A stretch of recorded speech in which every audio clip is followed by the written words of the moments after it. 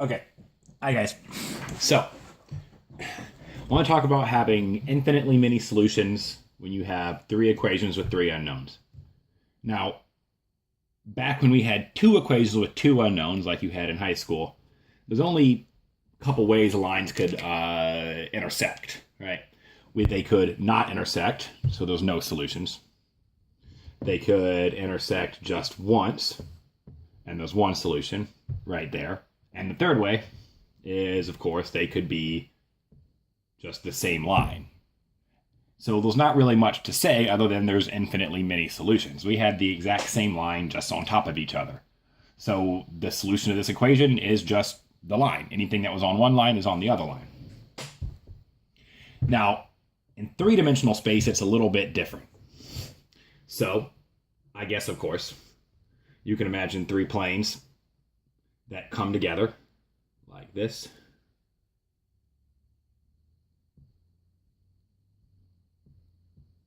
And there's one solution, is what we get a lot. They could, of course, just be three parallel planes, in which case there'd be no solution. But when we have infinitely many solutions, there's two different ways to do this.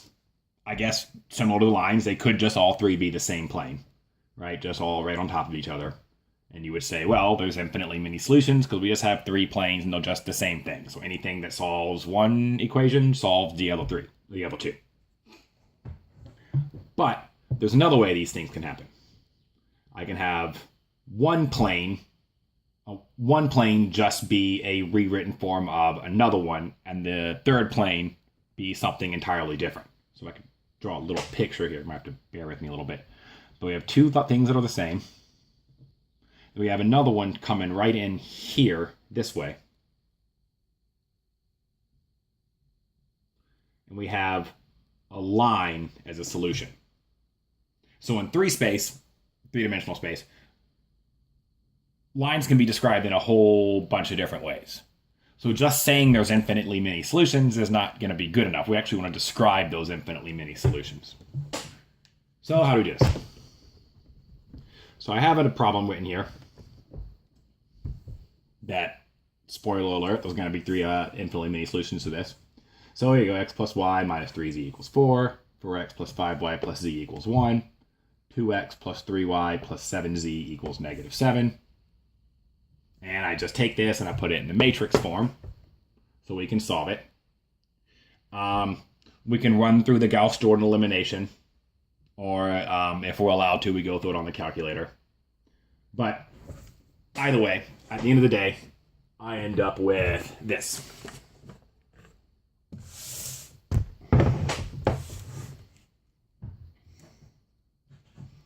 So what you're going to see here is we have with the 1 and the 0 in here, the 1 and the 13 with the 0 over here, and this third row, I guess, is your key, where we have a whole row of zeros. Now we have 3 zeros and 2 here, for example. You would say no solutions, because this last row is just, saying 0 equals 2, which it doesn't.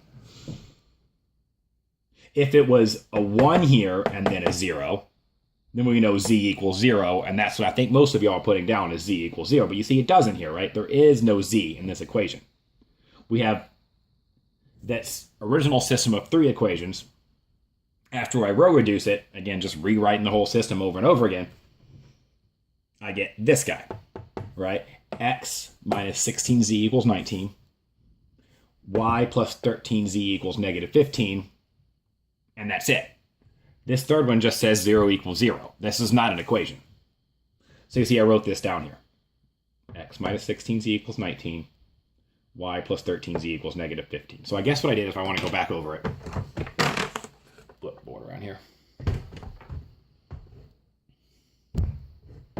I went from equation world, right, with x's, y's, z's, plus minus equal signs, to a matrix situation so I can mess with it easier. I went through my whole process, did the row reducing,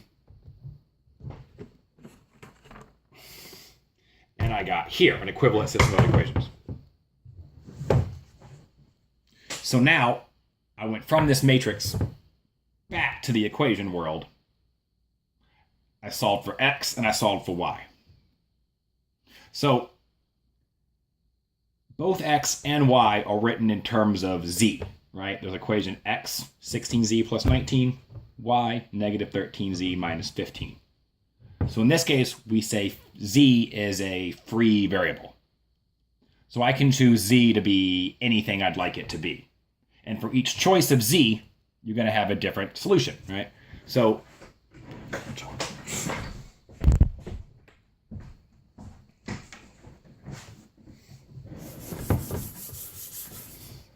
for example, right, if z is equal to 0, I can see that x is going to be 0 plus 19.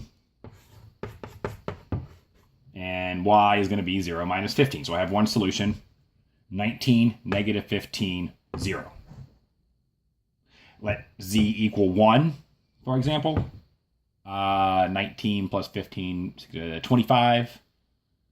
Negative 28, and 1. So we're in the 25, negative 28, 1. So I can do this for any value of z that I could choose.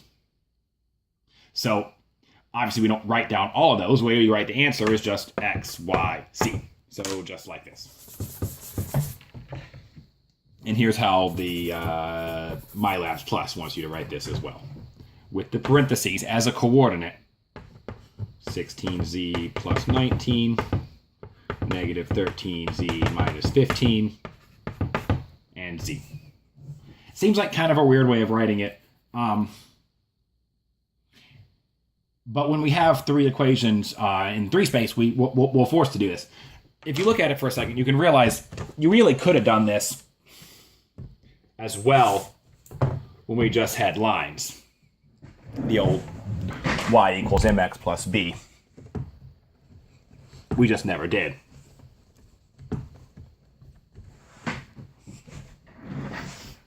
So if I had a lot, so those, we had, I guess one way we always wrote this was y equals 3x plus 5 is a line, or f of x equals 3x plus 5 if I wanted to use function notation. But I can use coordinate notation too, right? And just say x, y, right? But I've defined y to be this 3x plus 5. So I could have written, any line instead of y equals 3x plus 5. It's just x, comma, 3x plus 5. And this is a perfectly valid way of describing a line. We call it parametric equations. Again, it's just kind of weird, and there was no real good reason to do this when you had two-dimensional space, right? 'Cause there's only one unknown variable, and then one one independent variable and one dependent variable. So I guess in this case, x would be our free variable. So the reason we do this here in three-dimensional space is because I have one independent variable and two dependent variables. So, right, I couldn't just say y equals, negative 13z minus 15 because I also needed x. So I have x written in terms of z, y written in terms of z, and twice. So we want to describe this as a coordinate, and that's why we have it this way. Be careful to make sure you're typing everything in right. They want it this way. And again, technically, there's no reason you couldn't let x be the free variable or y be the free variable, but it's just a computer program, and the computer program only knows how they want it. And so it's the easiest way to do it. Again, if you row reduced it correctly, you're going to get this row of zeros, and you're going to know, there's going to be infinitely many solutions. But so then after you've done that, you're not done like you were in two equations, two unknowns. You have this one little other step to make where you solve for x and solve for y, and then just throw the z on there as your free variable. Oh, okay. So I guess that's it. Any questions, you can either email me or leave it in the comments, and I'll get back as quickly as I can. Okay, thanks.